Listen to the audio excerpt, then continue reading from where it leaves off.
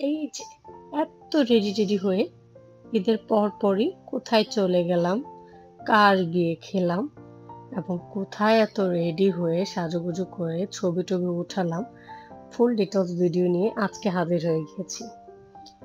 তো আমাকে যারা পার্সোনালি চিনে তারা অনেকেই জানে আমি শুধু মুন্নিস ব্লগের মুন্নি না, আমি কিন্তু ম্যাজিক্যাল ইভেন্টের ওনার মুন্নি। তো যারা চিনে তারা সবাই জানে যে আমি ইভেন্ট বিজনেস করি। তো ইভেন্টের খাতিরে দেখা যায় অনেক সময় আমি প্রোগ্রামগুলোতে অ্যাটেন্ড করতে হয়। তো এই হচ্ছে আজকের ইভেন্টের খুব মিষ্টি ব্রাইড মাইশা। তো আসলে সব ইভেন্ট আমি অ্যাটেন্ড করি না, যে ইভেন্টগুলোতে আসলে আমার খুব ভালো রিলেশন হয়ে যায় কিংবা আমার ফ্যামিলি প্রোগ্রামগুলো যেগুলো থাকে কিংবা ধরেন নরসিংদীতে রিনোন পরিবারগুলো যারা আছে ওদের ফ্যামিলি প্রোগ্রামগুলোতে বেশিরভাগ টাইম আমি অ্যাটেন্ড করার চেষ্টা করি। বাকিগুলো তো ওরকম থাকতে পারি না, সব ইভেন্টে টাইম দিতে পারি না। তো আজকে ছিল মাইশার বিয়ে। তো মাইশার বাবা মা হচ্ছে আমার নানা নানু হয়। আমার নানার বাড়ি যেহেতু মাধবদী, অনেকেই জানেন গদারচর।